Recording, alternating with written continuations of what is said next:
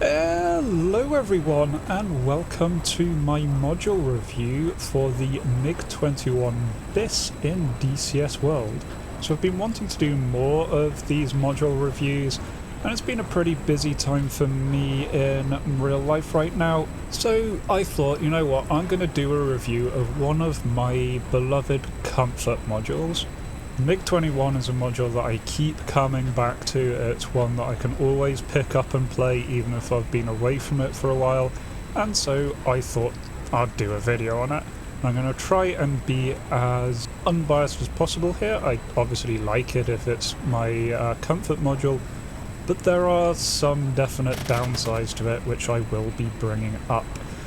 As normal, I'm going to break this review down into kind of two major sections. The first section is going to be looking at the look and feel and sounds of the aircraft, how it is as kind of a digital museum piece or a piece of eye candy. And the second half is then going to focus more on the gameplay. What is this like to fly? Is it competitive? How does it keep up? So otherwise, let's jump right into the review. So in terms of the look and feel of this module, the main thing you need to bear in mind is the MiG-21 is the oldest third-party module in DCS, and so you do have to go in bearing that in mind, that this is a little bit dated at this point. We can see that here in the cockpit. Yep, first glance, nice, decent cockpit. Looks fine. It's got that lovely Cold War era Soviet blue paint, makes it very distinctive, and certainly at a kind of zoomed out level looks absolutely fine. The controls are all readable, and you do start to look a little bit closer. You can see that a lot of the textures aren't great compared to the more recent offerings. I can see here, particularly with things like the bolts, they're pretty low resolution. Some of the scratches and scraping is pretty low resolution. The dirt you can see, you can kind of spot the pixels that have been anti-aliased. And this writing isn't overly high resolution. Some things are written nice and cleanly, other things are just not great. So it's a bit of an odd one. If you look really, really closely, then yes, compared to modern offerings, this isn't ideal. Certainly this is better than what you'll get in other sims, kind of turning towards things like War Thunder. This is a really nice cockpit compared to there, but you can see it's definitely showing the age of the module there. We get a similar idea when we go to the third-person views here. Again, it looks good, looks absolutely fine, especially giving it a first glance. Some of the details are really quite nice there, but then we've got some areas there, exact dimensions, the exact polygon counts maybe not great compared to some more modern offerings. On a lot of the default liveries, it's maybe just not up there in terms of the detail you might otherwise expect from DCS. Again, absolutely fine, absolutely passable, but it is showing its age compared to a lot of the more modern entries. One thing I do just want to bring up briefly there, in the past I have talked about how much the original F5's canopy did really, really bother me. This one we do have a scratched canopy, but honestly it has never bothered me anywhere near as much. It's just enough there to give you an effect, but it's not enough that it makes it, you know, actually impossible to see through. I could have an enemy right there, right near the sun, and I could still quite happily see them. Again, the slight caveat there is if we do look in, you can see that's really not a very high resolution crack image that they've got there.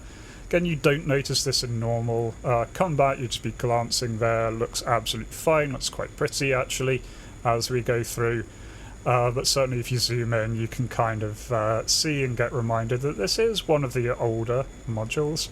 In terms of sound design as well, we've got a similar bag. It's fine, it's absolutely approachable. but some things just aren't great. In particular, the afterburner sound, it just kind of goes from no afterburner to that very loud click with a very loud afterburner as it kicks in. There's no kind of staged afterburner, even though practically you can have it at a partial afterburning position. The sound just comes on and off abruptly. It's, you know, not great compared to some others. One sound that I do love in this is the cannon arming sound. No idea how accurate that is, or I've never heard the real cannon arming sound of the MiG-21, but it is nice and chunky, that feel.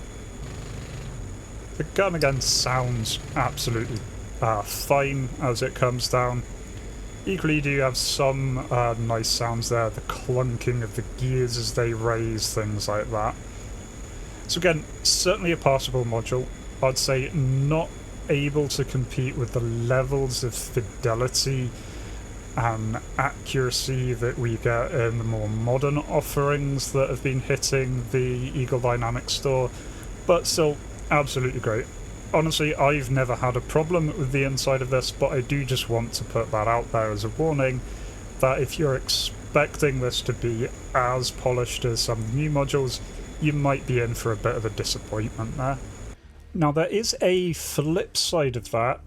Yes, this is old, therefore it's a lot of things are a bit dated with it, but it also means that this module has had a lot of love, both from the developers and from the community, in the years since it's come out.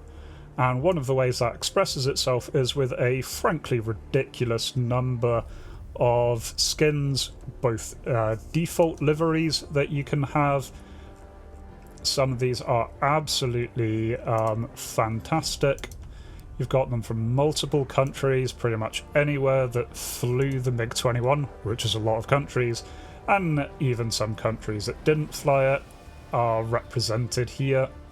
Including some absolutely wonderful liveries. This one in particular, this is a default livery, and it is gorgeous. This used to be one of my favourite to take out. The wonderful banana MiG looks awesome, the detail is awesome, the fact that the fuel tanks match the rest is awesome. And then on top of that, you have a staggering huge amount of player versions of the liveries that are available on the user files. I just have a few installed that I have slowly picked up over the years. This lovely Pepsi one from Enigma's pack that came out many years ago. Of course, the wonderful Bunny Fighter scheme, which I downloaded for my April Fools a while ago. And of course, my current favourite, the Clip 2 SARS skin that Sledge has put together for a campaign that I've been running. Absolutely beautiful, and this is just a tip of the iceberg of what's available on the user files section, all available for free, so that is a really big plus there. This has received a lot of love over the years. So then on to the next section, which is how competitive is this? Are you going to enjoy flying this out on a multiplayer server or taking it out on campaign missions, or is it just a bit of an oddity?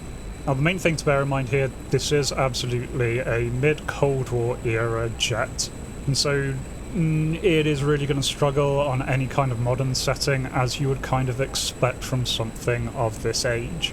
But in the Cold War space, which is a lot of DCS multiplayer, and there's a lot of campaign content out for Cold War era, this thing dominates. Maybe it dominates a little bit too much. And again, this is because of its age. These days, Eagle Dynamics are very strict about what can pass as an official module that you can buy off of their store. And a big part of that is a high degree of authenticity.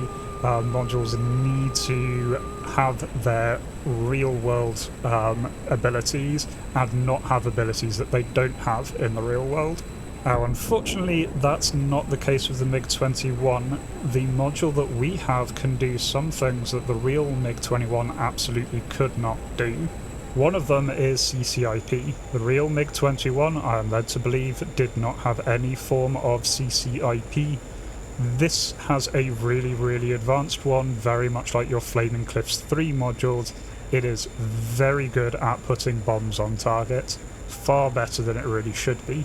Similarly, there is an option for the Pipper to move around the HUD to track the locked target, and again, this is not something that the MiG-21 could do. Now, you can absolutely disable that in single player, and you can have it disabled as a server setting, but there are servers, big one being Contention, that do have this enabled, and that gives the MiG-21 a lot of extra ability there. Knowing exactly what you've locked onto is a big advantage, especially in that early Cold War era. Not only does that let you see exactly where it is, you know how to maneuver nice and easily, but then on top of that, if there are multiple targets ahead of you and you've locked one of them, you will know exactly which one, so you're much less likely to friendly fire, things like that. Another big thing about the MiG-21 is its radar is amazing, and again, it's kind of too amazing. If you turn on the low altitude filter, you can pretty much be flying along the deck with this and you will have perfect radar sight out to 30 kilometers, which again isn't a huge amount, but 30 kilometers is really quite far for Cold War, and you have excellent visibility there, even with things that have terrain behind them, even with things that are maybe flanking your position. And on top of that, you have an instantaneous IFF. You just push the button and it highlights the IFF feedback of everyone, so you can quickly tell friend from foe, really with no background scattering or anything like that. And again, that's fine for the time this came out. This was a early module, so it's got some pretty simple radar modelling, and in general DCS, simple radar means easy to use radar. Compare this against something like the F4 Phantom, which has a much more realistically modelled radar system, and that makes it much harder to spot targets there. In particular, this has been showing its issue on Heat Blur Cold War. Bullet for My Enemy did a video highlighting these issues, where essentially Heat Blur Cold War, the big draw of that server is it's got realistic radar modelling on the actual EWR system, but then on a MiG-21 you have this near perfect radar. You can get all sorts of pictures very early on, and yeah, maybe a bit more than you really should. And if you combine this with the R3Rs, which are Fox 1 missiles that are available at a very early era, this is a very deadly aircraft. This is one of the few aircrafts of its era which can go head-on and get a head-on kill against an enemy without worrying about having to get into a rear aspect. So yeah, very powerful, maybe a little too powerful. But otherwise, in terms of the flight model, this is a really interesting balance here. New players to the MiG-21 will very often complain about the lack of turning ability that the aircraft has. It bleeds speed very fast in a sharp turn, and when you hit low speed because of that delta wing, you are hopeless. This leads to the telltale fishbed wobble as it is starting to wing stall at those low speeds, and pretty much if you see your opponent begin to wobble like that, you know you've won the fight. But the thing is that the MiG-21 absolutely can be flown in such a way that you don't end up in that situation. Good use of the afterburner, gentle control inputs, nice smooth, even, gentle turns, and clever use of the vertical mean that you can actually keep your speed up even in a turning dogfight. And honestly, it against the F5 is an almost perfect balance. If you have an F5 and a MiG-21 with equal energy states, the winner 9 times out of 10 will just be the better pilot. A really good F5 pilot flying against a MiG-21 will win. A really good MiG-21 pilot flying against an inexperienced F5 pilot will win. And for that, I really like this module and the F5. It is this great pairing there. This is not an easy module to get into being a dogfighter in, but it really rewards your kind of patience and skill and building up your ability to fly this thing over time. So in terms of a recommendation there, what I'm going to break this down into is different kinds of customer here. If you are a big fan of the MiG-21 and you want a really good module that, yeah, maybe it's not the most polished and up-to-date, but it's still better than anything you're going to get from any other game, this is fantastic. And in general, if you're a fan of Soviet aviation, this is a really interesting model that highlights a lot of what makes Soviet aviation interesting, and so well worth a buy just from the purpose of having it as that kind of digital museum piece. If you exclusively fly on more modern servers, then yeah, you can probably give this one a skip. You can do the odd thing with the MiG-21 in more modern environments. It can be quite cheeky every now and then, especially with that radar, but on the whole you're going to be a massive underdog if you take this out on something like Contention SARH. If you are a big Cold War fan, then yes, this is a really good module, with the caveat that sometimes when I'm flying this out I do feel that maybe its advantages are a little bit too good compared to where it should be. However, my big suggestion, my big recommendation for this is if you are new to DCS World and you're wanting to get maybe one of your first modules, the MiG-21 is fantastic. It is not the easiest module to pick up and play. It has a lot of quirks. The way it handles high speed versus low speed flight takes a lot to get used to. The radar is an added complication compared to something like the F5 that you need to get used to. The way that the armament system works takes some thought, and air-to-ground implementation is certainly harder than, say, any FC-3 aircraft. But all of that helps make you a better digital pilot. The fact that it is so unforgiving when you pull too tightly does a really good job at teaching players to be a lot more gentle with their turns, to think about their energy state, to watch their airspeed during a fight. With things like the F5, you can just kind of bully it and pull and yank that stick, and you can still come away in an alright state. The MiG-21 will send you tumbling out of the sky if you try and do that, and so it's a really good way of learning that. Equally, that radar, which yes is a bit overpowered compared to what it should be, is really useful for beginning players. One of the big issues that a lot of new players to DCS have, especially in the Cold War setting, is situational awareness issues. Not knowing what's out there, not knowing what the enemy is, very often being shot down without even realising where the enemy was. The MiG-21 really solves those problems with its excellent radar. You see what is ahead of you, you can see friend and foe ahead of you, so you know what you're getting into when you're getting into a dogfight. You can much easier identify where the enemy is, and so you get visual on them. Even if you're not using your radar to fire missiles, you can use it to find the targets, and it's really, really nice for doing that. Equally, in terms of engine use, it's really quite good for a beginner. Using the afterburner, and especially using the emergency afterburner, does give you a real big kick, gives you a really good boost, but comes at a cost of significant fuel loss. So getting into the habit of pushing the afterburner when you need it and then backing off when you don't is again a really good bit of general practice that this module really forces you into. So yeah, that is my review, and all of this my opinion at the time of recording. Now, one last caveat is that I am aware that there has been talk about remastering this, and I am really excited to see if this gets a remaster, what they do. If they do expand on that radar, bringing it more in line, then I think this is all of a sudden a lot better. I think certainly a remaster will certainly go over the graphical issues. I mean, even just a higher resolution cockpit would be really, really nice, with bumping up the quality of this compared to others, and so we might see that soon. Otherwise, as it stands now, this is still a good module.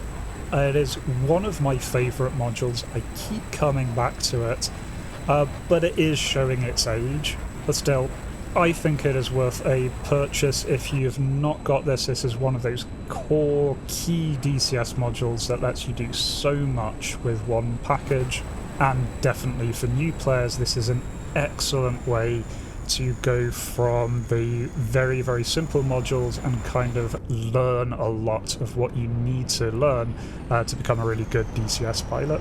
Now, as always, do let me know what you thought about this review and this module down below, and if you'd like to see some more of these reviews, I will put a link to my playlist of all of the DCS reviews that I've done. Should be popping up on screen about now. And as always, remember to be kind to yourselves and everyone else. Cheers.